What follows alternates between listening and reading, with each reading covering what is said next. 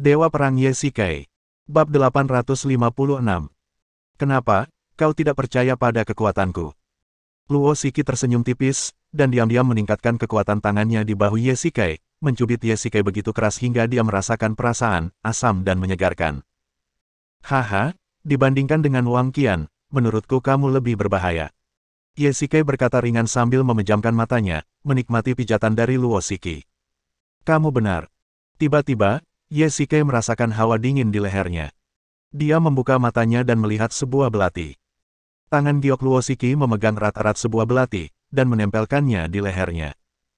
Matanya menatapnya, dan ada senyum licik di wajahnya, persis seperti seekor serigala betina yang melihat seekor domba kecil. Perasaan ini seperti seseorang tiba-tiba menuangkan baskom besar berisi air dingin kepada Anda di tengah musim dingin. Dia benar-benar wanita yang berbahaya. Ahem, Shiki, ini sudah saatnya dan kamu masih bercanda. Ye Shikai terbatuk 2 kali, lalu mengulurkan tangannya dan perlahan menepis tangan kecil Luo Shiki. Huff, kalau kau berani mengecewakanku di masa depan, aku akan. Saat Luo Shiki berbicara, dia menusukkan belati itu dengan kuat ke dalam. Untungnya, Ye Shikai menangkisnya dengan tangannya, kalau tidak, arteri karotisnya akan terpotong langsung. Apa yang kamu bicarakan? Aku bukan Chen Shimei. Ye Shikai perlahan berdiri dan segera mengambil belati dari tangannya.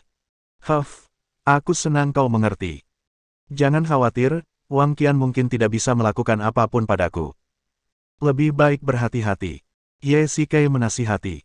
Sebagai keluarga super, di samping sumber daya keuangan dan latar belakang yang kuat, fondasi internalnya lebih penting. Keluarga Wang telah diam-diam membina banyak praktisi. Kamu Shikai mengetahui hal ini. Sebaliknya, di pihak Luo Shiki, hanya tim pengawalnya yang merupakan praktisi. Jika ada yang ingin menyakitinya, pasti akan timbul masalah. Ye Shikai tidak percaya pada karakter Wang Qian. Jika dia benar-benar berani menyakiti Luo Shiki, dia pasti akan menyamarkannya sebagai kecelakaan. Memikirkannya, Ye Shikai menjadi semakin panik. Jika Luo Shiki pergi mencari Wang Qian, apakah dia benar-benar akan diserang? Atau, aku akan pergi bersamamu. Ye Shikai melanjutkan. Sebenarnya, itu tidak perlu. Luo Shiki merasa bahwa Ye Shikai mengkhawatirkan keselamatannya, dan hatinya merasa sangat hangat. Ada beberapa masalah pribadi yang harus aku bicarakan dengannya secara langsung. Jangan khawatir, aku akan melindungi diriku sendiri. Baiklah, aku akan membiarkan anak buahku melindungi keselamatanmu. Sejujurnya, aku sangat khawatir dengan pengawalmu. Ye Shikai menggelengkan kepalanya dan mendesah. Oke. Saudaraku, orang Ye ini terlalu sombong. Di sebuah villa, wajah Wang Hu memerah. Ini tentu saja merupakan hasil menahan amarahnya. Dia tidak tahan melihat orang yang kejam seperti itu diganggu dan berpura-pura melupakannya. Bajingan. Wang Hu menendang dengan keras sehingga perabotan mahoni itu beterbangan. Jika Ye Shikai melihat adegan ini, dia akan terkejut. Wang Hu ini sebenarnya adalah seorang kultivator. Kalau tidak, bagaimana mungkin perabotan seberat itu bisa ditendang hanya dengan satu tendangan? Saudaraku, tenanglah. Seorang lelaki yang tampak seperti adik laki-laki datang mendekat dan berkata sambil menundukkan kepala. Orang bernama Ye ini menentang keluarga Wang di mana-mana. Dia hanya mencari kematiannya sendiri. Wang Hu mengumpat dengan keras. Jika Luo Shiki tidak mendukungnya, apakah dia berani bersikap lancang? Sang adik menyerahkan cerutu dengan ekspresi puas di wajahnya. Huff, kalau hanya Luo Shiki yang ada di belakangnya, maka aku tidak akan takut sama sekali. Sebenarnya, aku akan bertanding dengannya hari ini, tetapi aku tidak menyangka orang bernama Ye ini akan menghalangi. Wang Hu berkata dengan kejam. Apa? Mungkinkah Ye Shikai ini memiliki latar belakang lain? Ini adalah sesuatu yang layak diselidiki. Wang Hu meminum anggur merah di depannya.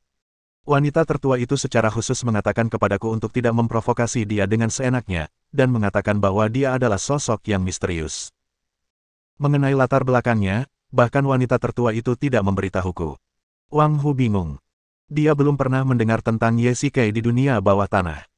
Wang Qian mungkin tahu latar belakangnya, tetapi dia tidak memberitahunya. Jadi, saudaraku, kamu mundur hari ini dan dengan sengaja menyetujui wanita itu, Luo Shiki. Saat ini adalah satu-satunya cara. Aku harus segera kembali ke keluarga Wang untuk bertemu dengan wanita tertua. Tidak, aku sudah di sini. Begitu Wang Hu selesai berbicara, seorang wanita masuk dari luar. Dia mengenakan pakaian old dan tampak seperti baru saja datang dari perusahaan. Salam, Nona muda. Wang Hu melangkah maju dan membungkuk hormat. Saya mendengar bahwa Anda mengadakan pertemuan dengan Luo Xiki di klub hari ini. Wang Qian duduk langsung di sofa di tengah, dan Wang Hu berdiri di samping. Melihat hal itu, para pelayan di samping juga ikut mundur. Nona, Anda sudah mengetahuinya. Huff, Luo Xiki ini bukanlah orang yang bisa berdiam diri. Dia sangat berbahaya. Dan orang bernama Ye Xike itu adalah karakter yang lebih kejam. Wang Qian berkata dengan dingin. Dibandingkan dengan Nona muda, mereka tidak menjadi ancaman. Wang Hu, beranikah kau menyanjungku sekarang? Wang Qian berkata dengan dingin.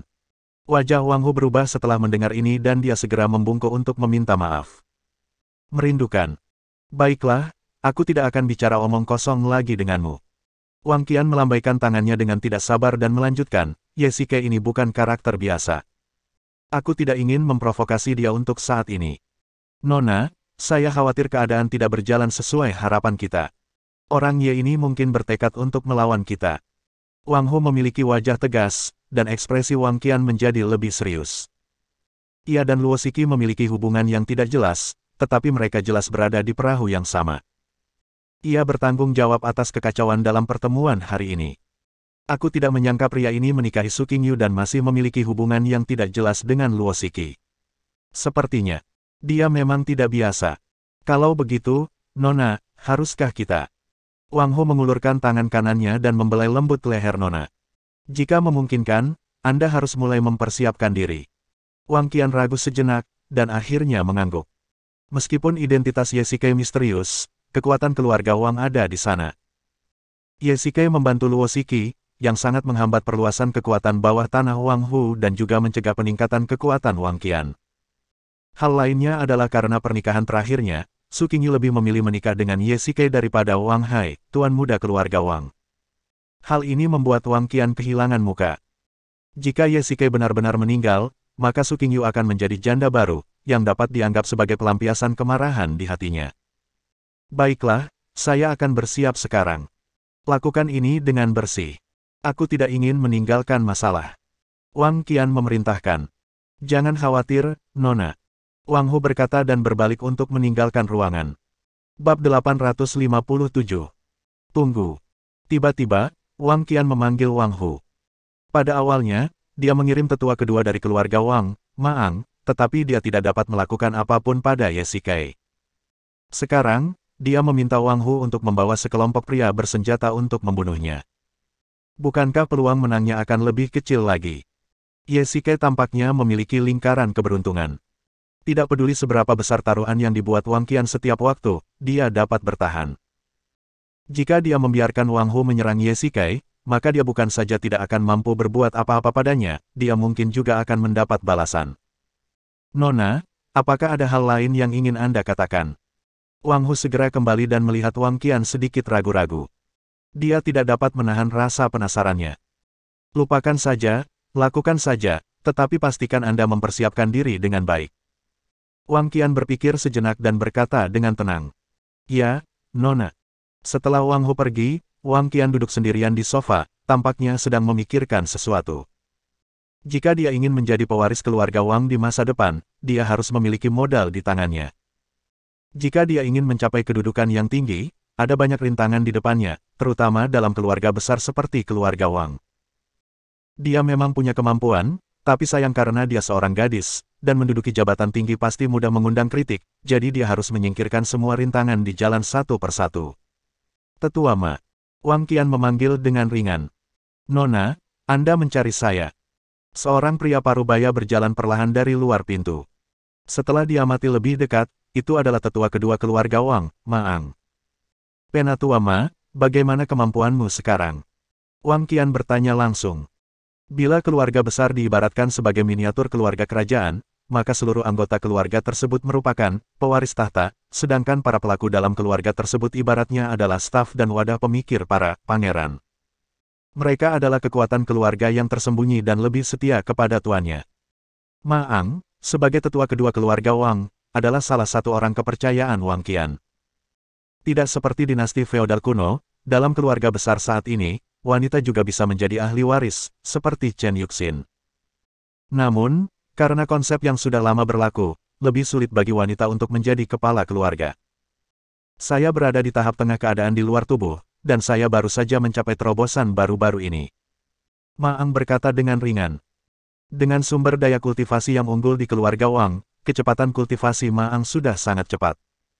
Banyak praktisi yang hanya dapat mencapai tahap jiwa baru lahir dan tidak dapat membuat kemajuan lebih lanjut. Sangat bagus. Wang Qian mengangguk. Nona, apakah ada yang bisa saya bantu? Baiklah, pergilah dan bantu aku melakukan sesuatu akhir-akhir ini. Wang Qian melambaikan tangannya, dan Ma Ang mencondongkan kepalanya. Wang Qian membisikkan beberapa kata di telinganya. Tak seorang pun bicara, tak seorang pun bicara. Seluruh rumah sunyi senyap, kecuali suara TV di ruang tamu dan bunyi pingpong di dapur. Ye Shikai sedang duduk di sofa di ruang tamu, menonton TV, dengan penuh perhatian, sementara Su Qingyu sedang memasak di dapur. Sore harinya tenang sebelum badai. Perang dingin antara keduanya pagi ini belum berakhir. Su Qingyu adalah wanita yang sombong, dan tampaknya sulit membuatnya meminta maaf. Namun, Ye Shikai menganggap dirinya orang yang sangat berprinsip. Di rumah, dia harus mempertahankan posisi dominannya, jadi bagaimana dia bisa meminta maaf terlebih dahulu. Lagi pula, dia sendiri tidak tahu di mana kesalahannya. Jika tidak, minta maaf saja padanya. Keluarga yang harmonis adalah kunci kesuksesan. Tidak peduli apapun, dia adalah kepala keluarga. Bagaimana dia bisa meminta maaf semudah itu? Di mana saudara Ye akan menaruh wajahnya? Bagaimanapun juga, dia tidak boleh menahan amarahnya kali ini dan tidak boleh bersikap begitu memanjakan. Sekalipun dia seorang lelaki baik, yang mencintai istrinya, dia tetap harus punya prinsip. Ye Shikai tiba-tiba berdiri. Dia tidak bisa melupakan begitu saja apa yang terjadi pagi ini. Dia harus berbicara padanya. Waktunya makan. Baiklah, aku datang. Tampan hanya selama 3 detik. Keterampilan memasak Su Qingyu selalu bagus, tetapi hari ini, dia membuat bento, dan bento ini tampaknya sedikit salah. Setelah membuka kotak makan siang, Ye Shikai melihat kotak itu kosong dan merasa hancur. Brengsek. Ye Shikai tiba-tiba berdiri dan melihat kotak makan siang lezat di depan Su Qingyu. Ini. Tidak ada apa-apanya. Apa yang sedang terjadi? Ye Shikai sangat tidak puas. Pria manapun yang menghadapi pemandangan ini mungkin akan marah. Aku memintamu datang untuk makan malam, tapi aku tidak bilang aku akan memasak untukmu. Su Qingyu berkata dengan ringan, mengambil makanan lezat dari kotak makan siang, lalu memasukkannya ke mulut untuk dikunyah. Tidak heran Su Qingyu menyiapkan kotak makan siang hari ini. Ternyata dia tidak berencana untuk membiarkannya makan. Qingyu, kau bertindak terlalu jauh. Ye Shikai masih belum kehilangan kesabarannya. Su Qingyu jelas-jelas marah padanya. Sejujurnya, perang dingin bukanlah hal yang baik untuk hubungan mereka, tetapi pasangan mana yang tidak bertengkar? Kenapa, kamu tidak merasa bahwa kamu hebat? Kenapa kamu masih ingin aku memasak untukmu? Su Qingyu memalingkan wajahnya dan berkata dengan dingin. Saya menakjubkan, tetapi saya juga harus makan. Qingyu, kamu masih marah, kan? Ye Shikai merasa sedih dan sedikit kecewa. Melihat Su Qingyu tidak menjawab, dia hanya bisa mendesah dalam hatinya. Wanita ini sungguh sulit untuk dipuaskan. Kamu hanya ingin aku mencari pekerjaan dan tetap sibuk. Tidak bisakah aku pergi dan melakukannya? Pada akhirnya, Ye Shikai adalah orang pertama yang menyerah. Titik awal Su Qingyu bagus, tetapi tidak cocok untuk situasi saat itu. Jika tidak ada bos Xing dan Zeus, Ye Shikai tidak akan keberatan menjadi pekerja kerah putih di grup itu lagi. Su Qingyu menundukkan kepalanya dan memakan makanannya, tanpa mengatakan sepatah kata pun. Oh! Ye Shikai menghela nafas, perlahan berdiri dan berjalan menuju pintu. Tidak ada makanan di rumah, dan dia tidak bisa kelaparan. Sudah lama sejak terakhir kali aku makan di warung makan. Ye Shikai melihat meja yang penuh dengan hidangan dan mulai makan. Oh, kau pasti hantu kelaparan yang bereinkarnasi. Baru saja makan malam. Luo Shiki duduk di seberangnya. Tepat saat dia kembali ke kediamannya, dia dipanggil oleh Ye Shikai. Yah, yang di rumah tidak memberiku makanan, jadi tentu saja aku harus keluar. Ye Shikai berkata dengan beberapa keluhan sambil memakan makanan lezat di depannya. Haha, aku tidak pernah menyangka kamu akan mengalami hari seperti ini. Luo Shiki tertawa terbahak-bahak setelah mendengar ini. Anda masih dalam perang dingin. Luo Shiki bertanya. Aduh, kalian para wanita memang sulit dimengerti. Ye Shikai menggigit daging sapi dan berkata sambil mengunyah. Jika kamu merasa orang di rumah tidak baik, kamu bisa datang kepadaku. Luo Shiki dengan lembut mengangkat rambut panjangnya dan berpose dalam postur yang sangat menarik, terutama bagi pria. Bendera merah berkibar di rumah, dan bendera warna-warni berkibar di luar. Sosok Luo Shiki yang menawan sudah cukup untuk memikat 99% pria yang sudah menikah dan 100% pria yang belum menikah, namun Ye Shikai masih bisa mengendalikan diri. Lupakan saja. Jika King Yu tahu, ini bukan hanya perang dingin. Bab 858. King Yu terlalu berlebihan, memperlakukanmu seperti ini. Luo Shiki berkata sambil tersenyum. Jika menurutmu dia bertindak terlalu jauh, lalu apa arti tawamu sekarang? Wajah Ye Shikai penuh dengan garis-garis hitam. Sebenarnya, Luo Shiki hanya mengolok-olok di permukaan. Dia masih sangat peduli pada Ye Shikai. Misalnya, semua hidangan di meja hari ini dipesan olehnya. Celakanya, dia begitu terburu-buru sebelum berangkat sehingga dia benar-benar meninggalkan dompetnya di rumah. Untungnya, wanita kaya itu membayar tagihannya. Haha, sudah cukup. Berhentilah membuat masalah dan berdamailah satu sama lain. Tidak ada gunanya memberitahuku. King Yu lah yang bersikeras berperang dingin denganku. Ye Shikai tiba-tiba merindukan Su Ziking. Meskipun kakak iparnya ini biasanya sangat nakal, dia pasti bisa bertindak sebagai pembawa damai jika dia tidak pergi keluar kota sekarang. Atau, bantu aku membujuknya. Kamu gila. Luo Shiki menatapnya dengan jijik. Kau memintaku pergi. Apa kau tidak takut King Yu akan semakin marah? Sepertinya begitu. Ye Shikai begitu cemas hingga dia kehilangan akal sehatnya. Luo Shiki juga merupakan saingan cinta Su King Yu. Pernahkah Anda mendengar tentang pesaing cinta yang datang untuk membujuk rekonsiliasi? Kamu biasanya pintar sekali, kok sekarang jadi ceroboh. Luo Shiki menusuk kepala Ye Shikai dengan jarinya, merasa sedikit kecewa padanya. Apa maksudmu? Apa kamu tidak mengerti? Kenapa King Yu, wanita yang sangat bijaksana, bersikeras marah padamu, bahkan di meja makan? Mengapa? Ye Shikai menjadi semakin penasaran. Bukankah Su King Yu marah karena sikapnya tadi pagi? Dan apakah Luo Shiki memahami pikiran Su King Yu? Kau benar-benar bodoh, King Yu memaksamu. Apa yang dia paksa aku lakukan? Ye Shikai terus bertanya. Dia tidak dapat menjawab satu pun dari 3 pertanyaan fatal Luo Shiki. Tentu saja aku memaksamu untuk mencari sesuatu untuk dilakukan. Maksudmu, selama aku tidak menemukan pekerjaan yang cocok, King Yu akan terus berperang dingin denganku. Jantung Ye Shikai berdebar kencang. Setelah sekian lama, Su King Yu sebenarnya memaksanya. Di pagi hari, dia membicarakan masalah ini dan meminta Ye Shikai untuk mencari pekerjaan tetap untuk dilakukan, tetapi dia tidak peduli saat itu. Sekarang, Su King Yu menggunakan metode ini untuk memaksa Ye Shikai setuju. Sejujurnya, dia merasa sedikit tidak nyaman. Secara khusus, dia menggunakan kebahagiaan pernikahan mereka sebagai perisai. Jika Anda tidak menyetujui tuntutannya, jangan pernah berpikir untuk menjalani kehidupan yang baik. Bukankah ini penculikan moral? Jika Su King Yu memiliki permintaan di masa depan dan Ye Shikai tidak setuju, apakah dia masih akan menggunakan trik ini? Akankah dia terus menyetujuinya tanpa batas waktu? Melihat Ye Shikai tengah asyik berpikir mendalam dan linglung, Luo Shiki tidak mengganggunya dan hanya memperhatikannya dalam diam. Makanlah dengan tenang. Aku sudah membayar. Setelah sekian lama, Luo Shiki melihat arlojinya, lalu berdiri. Melihat Ye Shikai masih tidak bereaksi, dia pun menghela napas pelan dan pergi. Setengah menit kemudian, Su King Yu yang sedang beristirahat di rumah menerima pesan teks. Ini adalah pesan teks yang masuk akal namun tidak terduga. King Yu, suasana hatiku sedang tidak bagus dan ingin pergi keluar kota untuk bersantai. Mungkin saya akan kembali dalam beberapa hari. Saya mengerti niat Anda. Jangan ada perang dingin lagi, oke? Pesan teksnya tidak terlalu panjang. Su King Yu mengira Ye Shikai akan mengiriminya pesan teks. Sebenarnya Su King Yu sudah menyiapkan makan malamnya, hanya saja tidak ditaruh di kotak bekal, melainkan di penanak nasi. Pikirannya sama dengan analisis Luo Shiki. Dia mengira kalau pesan singkat ini adalah isi dari ucapan pertobatan Ye Shikai padanya, tapi dia tidak menyangka kalau Ye Shikai akan pergi keluar kota untuk bersantai. Ini di luar dugaan Su King Yu. Sekarang keadaan sudah seperti ini, Su Qingyu tidak bisa berkata apa-apa lagi. Itulah yang Ye Shikai telah putuskan untuk dilakukan, dan dia mungkin sudah berada di bandara saat itu.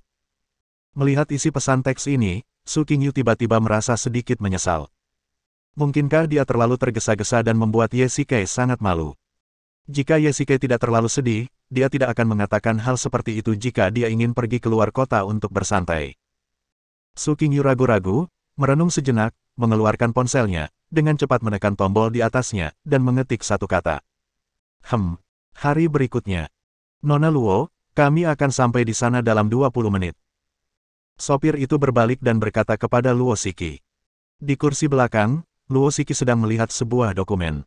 Di sampingnya ada seorang pengawal wanita. Agar mendapat perlindungan yang dekat, Luo Shiki tentu akan memilih pengawal wanita.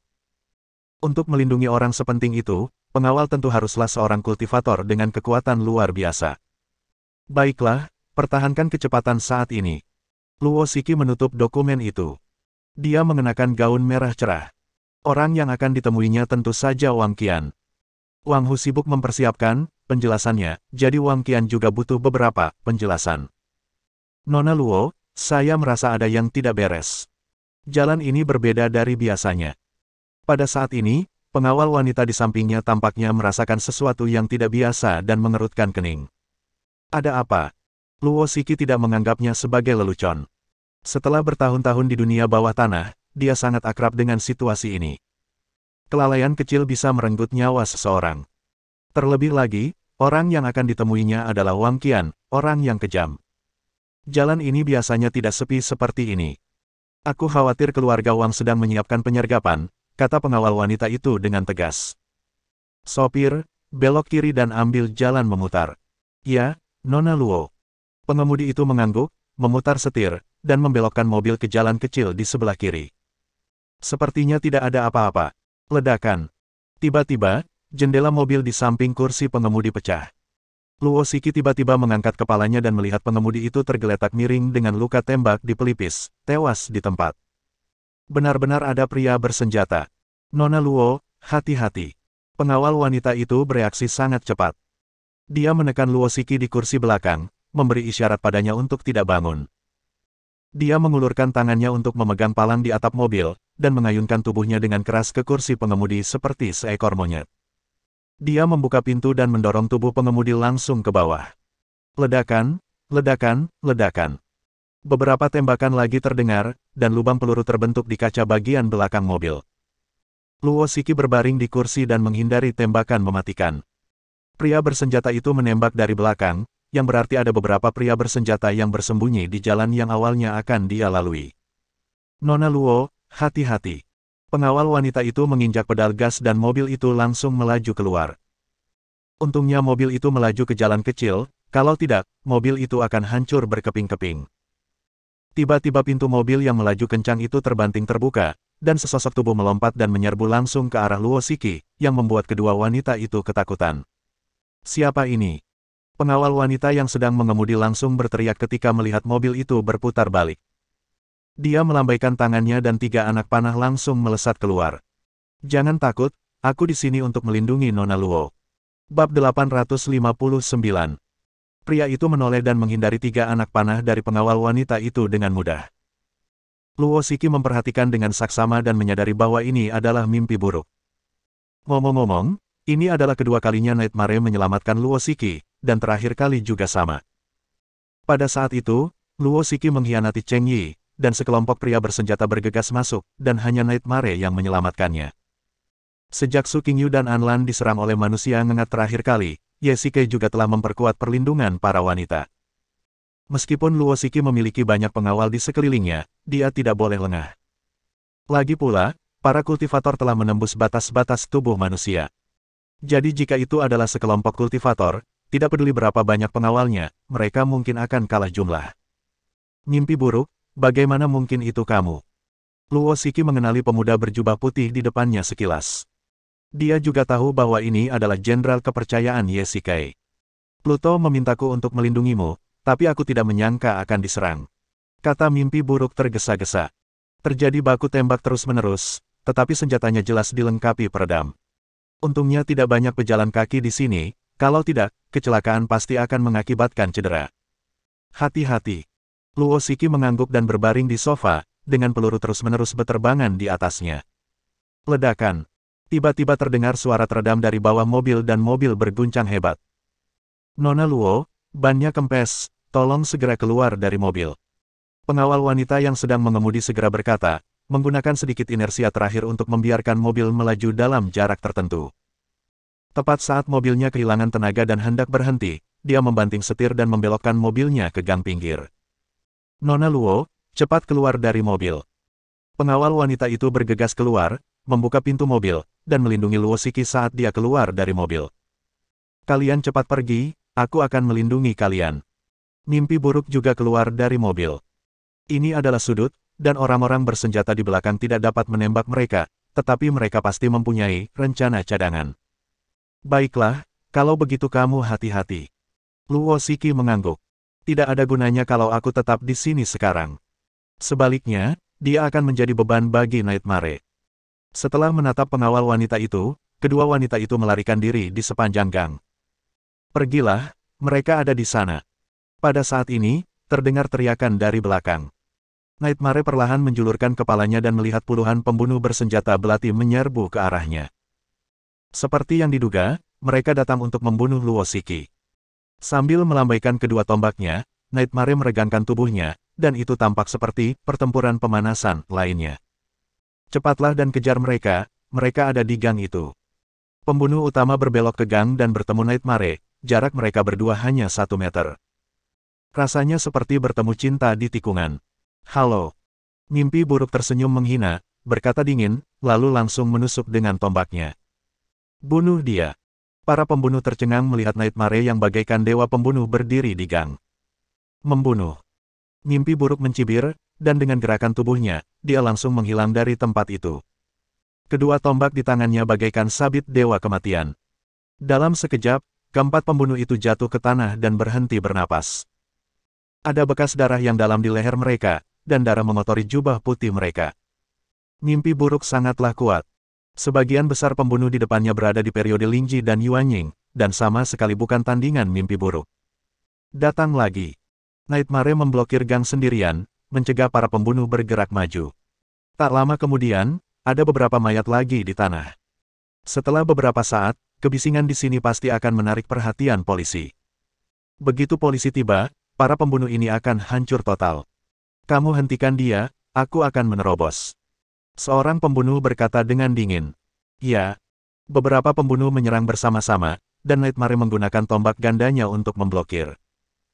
Pada saat ini, seorang pembunuh bergegas keluar dari samping, menginjak dinding, menerobos mimpi buruk dalam sekejap, dan berlari ke arah Luo Shiki. Masih ingin lari. Nightmare berteriak dengan dingin, dan dengan teriakan nyaring, dia menepis para pembunuh di depannya, mengayunkan lengannya, dan melemparkannya dengan keras ke belakangnya. Sebuah tombak tangan menusuk punggung si pembunuh seperti anak panah. Mencari kematian. Tombak tangan itu menembus lurus ke arah tubuh si pembunuh. Nightmare melangkah mundur, menendang tubuh si pembunuh, dan mengambil tombak tangan dari tanah. Pada saat itu, terdengar suara sirene dari luar gang. Tampaknya lokasi penembakan telah diketahui oleh orang yang lewat dan polisi telah dipanggil. Tetapi ini juga merupakan hal yang baik, karena itu berarti para pembunuh ini harus mundur. Sialan, mundur. Pembunuh utama mengumpat dengan kejam, dan pembunuh lainnya membalik dinding gang dengan tangan mereka. Kalian pandai berlari cepat, kata mimpi buruk dengan enteng. Akan sulit baginya berurusan dengan polisi jika mereka datang. Dia mengambil langkah cepat dan segera menghilang ke dalam gang. Di luar sebuah rumah besar di Eropa, seorang pria sedang duduk sendirian di tepi sungai sambil memancing. Setelah diperiksa lebih dekat, itu adalah Ye Shikai. Dia tidak berbohong kepada Su Qingyu. Dia datang ke sini untuk bersantai akhir-akhir ini. Setelah datang ke Yanjing, dia menemui banyak hal dan menjadi terlalu terburu-buru. Itu adalah pilihan yang baik untuk mengosongkan pikirannya. Hanya ada beberapa pembantu dan juru masak di rumah besar itu. Tentu saja, ini juga merupakan pengaturan khusus oleh Ye Shikai. Lagi pula, terlalu banyak orang berarti terlalu banyak mata. Ye Shikai meminta Jiqian untuk datang, mungkin karena terakhir kali, Jiqian sangat ragu-ragu, khawatir akan tertangkap oleh Su Qingyu lagi. Pada akhirnya, Ye berulang kali menegaskan bahwa dia ingin berbicara dengannya, dan Su Qingyu pun setuju, jadi Ji Qian pun berani datang. Apakah kamu dalam masalah? Aku tidak ingat kamu adalah tipe orang yang mudah jatuh. Ji Qian juga memegang pancing. Dia tidak begitu suka memancing, dan kali ini dia datang hanya untuk menemani Ye Qingyu dan aku memiliki beberapa konflik, tetapi untungnya, kami telah berbaikan. Ye berkata dengan ringan. Ngomong-ngomong soal itu, rekonsiliasi juga merupakan perasaan pribadinya. Setelah dia mengirim pesan teks tersebut, dia langsung naik pesawat khusus Istana Ming kembali ke Eropa. Dia bahkan tidak bertemu Su Qingyu, dan dia tidak tahu bagaimana sikapnya sekarang. Melihat Ji Qian, dipadukan dengan pemandangan saat ini, Ye teringat saat dia jatuh cinta pada Ji Qian. Tampaknya saat itu, tidak banyak perselisihan di antara mereka. Mungkin karena mereka memiliki latar belakang yang mirip, keduanya merupakan raja dunia bawah, sehingga tidak banyak konflik yang terjadi saat keduanya bersama. Suami dan istri bertengkar di kepala tempat tidur, tetapi berbaikan di kaki tempat tidur. Tidak ada yang perlu dipermasalahkan. Ji Qian menasihati dengan lembut. Ngomong-ngomong, sebagai mantan pacar, Ye rasanya tidak pantas baginya untuk mengatakan ini. Su Qingyu juga murah hati dan tidak keberatan saat dia menasihati dan menghibur Ye Qian, aku merasa sangat bingung. Ye tampak khawatir, yang membuat Ji Qian sedikit khawatir tentang apa yang terjadi di Yanjing. Kalau begitu, istirahatlah yang cukup. Ji Qian menepuk bahunya dengan lembut, mengeluarkan ponselnya, dan mengirim pesan teks ke Ghost, menanyakan detailnya. Bab 860. Ngomong-ngomong, pengalaman emosional Ye tidak monoton dan kosong. Sebaliknya, selalu ada seorang wanita di sisinya sepanjang hidupnya. Sebelum saya berusia 18 tahun, ada Chen Yuxin, lalu Ji Qian, dan terakhir Su Qingyu. Tak heran jika film-film remaja selalu bertemakan percintaan dan kejujuran, hal itu tampak masuk akal. Kedua insan itu jelas-jelas saling mencintai, tetapi mengapa mereka merasa perlawanannya makin lama makin besar? Apakah karena mereka mempunyai terlalu banyak hutang emosional, atau ada alasan lain? Ini benar-benar memusingkan. Ye mengirim ikan tangkapan itu kepada koki dan memintanya untuk memasak beberapa hidangan untuk Ji Qian. Kemudian dia kembali ke rumah besar dan langsung berbaring di tempat tidur di kamar tidur. Saat musim ini, cuaca di Eropa sudah cukup dingin, dan ruangan dengan pemanas menyala terasa sangat hangat, dan stres yang biasa dirasakan pun perlahan hilang. Ledakan, ledakan, ledakan. Pada saat ini, terdengar ketukan di pintu. Ye menggelengkan kepalanya, menyesap kopi panas, dan berencana untuk bangun dan membuka pintu. Bolehkah saya masuk? Suara Ji Qian datang dari luar pintu. Ye sedikit penasaran. Dia biasa mendorong pintu hingga terbuka dan masuk. Dia mungkin masih menyimpan dendam karena Su Qingyu memergoki mereka berciuman terakhir kali. Dia telah menonton banyak drama TV dengan alur cerita berdarah. Pada saat ini, sang majikan bahkan akan mulai bertengkar dengan istri aslinya dengan cara yang sombong dan arogan. Namun, Ji Qian bukanlah orang seperti itu. Dia tidak pernah menempatkan dirinya pada posisi simpanan, bukan karena dia malu menjadi simpanan, tetapi dia bangga dalam hatinya. Dia mendefinisikan dirinya sebagai orang kepercayaan Ye atau mantan pacar yang ambigu, tetapi premis dari semua tindakannya hanya satu hal, yaitu tidak menyakiti hubungan antara Ye dan Su Qingyu. Silakan masuk. Ye berkata ringan, dan langsung berbaring tanpa turun dari tempat tidur. Ji Qian berpakaian santai dengan piyama. Ada pemanas di dalam rumah besar itu, jadi dia tidak merasa kedinginan. Ji Qian awalnya ingin duduk tepat di kaki tempat tidur, tetapi ketika dia hendak mencapainya, dia tiba-tiba berhenti dan duduk di kursi di sampingnya. Aku melihatmu sedang tidak dalam suasana hati yang baik, jadi aku pergi bertanya pada hantu. Ji Qian berkata dengan ragu-ragu. Dia tahu bahwa Ye tidak suka orang lain mempelajari pikirannya. Bahkan dengan orang-orang terdekat sekalipun, setiap orang memiliki privasi di hatinya yang tidak dapat disentuh. Hantu punya mulut besar. Ye mengeluh pelan. Jika Anda hanya menginginkan pekerjaan biasa, sebenarnya tidak sesulit itu. Ji Qian tahu keseluruhan ceritanya. Su Qingyu meminta Ye untuk mencari penghidupan yang stabil, dan bahkan memaksanya, tetapi Ye tampak sangat menghindar dan tidak ingin menghadapi masalah ini. Saya tidak tahu apa yang sedang dipikirkannya. Kamu tidak mengerti situasiku. Ye menggelengkan kepalanya, wajahnya agak merah, tidak yakin apakah itu karena kegembiraan di dalam hatinya atau karena pemanasnya dinyalakan terlalu tinggi.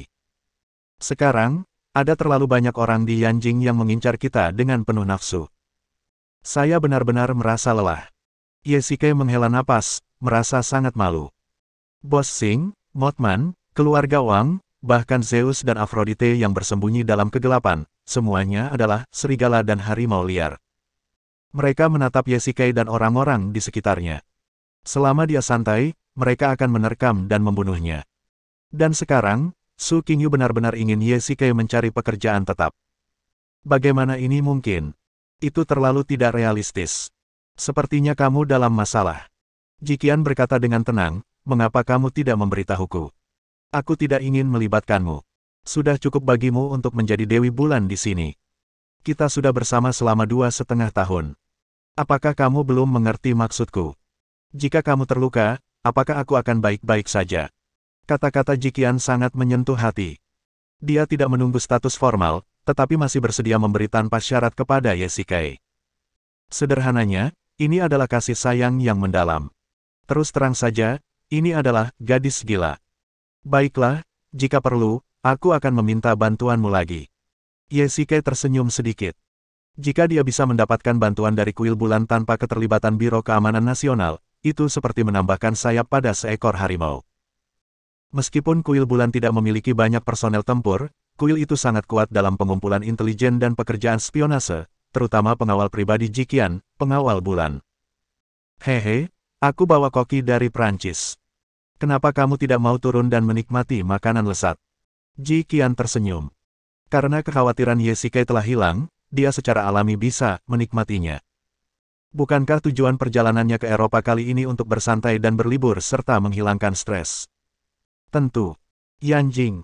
Nona Luo, saya minta maaf karena membuat Anda takut. Mimpi buruk menemukan Luo Xiki di sebuah villa. Villa itu penuh dengan pengawalnya, jadi keselamatannya terjamin. Terima kasih banyak hari ini. Luo Xiki mengangguk, berbalik dan berkata kepada pengawal wanita itu, siapkan mobil lain dan pergi ke rumah Wang. Ini. Nona Luo, saya menduga para pembunuh ini dikirim oleh keluarga Wang. Mereka ingin melenyapkanmu agar mereka dapat menguasai dunia bawah tanah. Pengawal wanita itu ragu-ragu dan mengungkapkan pikirannya. Ya, Nona Luo, saya pernah bertarung dengan para pembunuh itu. Bentuk tubuh dan seni bela diri mereka sangat mirip dengan para pembunuh keluarga Wang yang saya temui sebelumnya. Saya rasa itu hampir benar. Akan sangat berbahaya untuk keluar sekarang. Mimpi buruk pun bergema. Haha, kalau aku tidak pergi sekarang, itu akan menjadi apa yang diinginkan Wang Qian. Alasan mengapa dia ingin membunuhku berarti dia tidak ingin bertemu denganku sekarang. Jadi, kalau aku tidak pergi, bukankah aku akan melakukan apa yang diinginkannya? Luo Xiki berkata sambil tersenyum. Ini, pergi dan bersiap. Bawa saja beberapa pengawal lagi. Luo Xiki sangat percaya diri. Seperti yang dikatakan Ye Xike, dia lebih berbahaya dari Wang Qian. Keberuntungan dan kekayaan diraih melalui risiko. Jika dia takut mengambil risiko, dia tidak akan menjadi ratu dunia bawah tanah. Mimpi buruk, aku masih butuh bantuanmu. Merupakan kewajiban saya untuk melakukan apapun yang diperlukan. Sejak Ye Xike pergi ke Eropa untuk bersantai, Su Qingyu menjadi sedikit ragu-ragu. Bisakah dianggap bahwa dia dipaksa olehnya? Mungkin, dia memang terlalu kuat. Sebagai presiden perusahaan selama bertahun-tahun, dia selalu menjadi orang yang memberi perintah kepada orang lain dan memaksakan idenya kepada orang lain. Sekarang setelah dia memaksakannya pada Ye Xike, dia tentu saja tidak terbiasa dengan hal itu. Dia mengangkat telepon dan hendak menelepon, tetapi dia menaruhnya lagi. Dia akhirnya mempunyai kesempatan untuk bersantai di Eropa, dan bukanlah ide bagus untuk meneleponnya kembali sekarang. Dia harus menunggu sampai dia kembali. Qingyu, bolehkah aku masuk? Pada saat ini, suara Anlan datang dari luar pintu. Lan, ada apa? Kamu kelihatan sangat cemas. Su Qingyu dengan cepat menuangkan segelas air dan menyerahkannya padanya. Anlan tampak seperti telah memakan dinamit. Mereka masih orang-orang dari grup Chen. Anlan mengeluh, hari ini saya menemukan bahwa beberapa posisi di departemen telah diganti. Saya pergi untuk menyelidiki dan menemukan bahwa karyawan baru ini sebelumnya berasal dari grup Chen. Bersambung.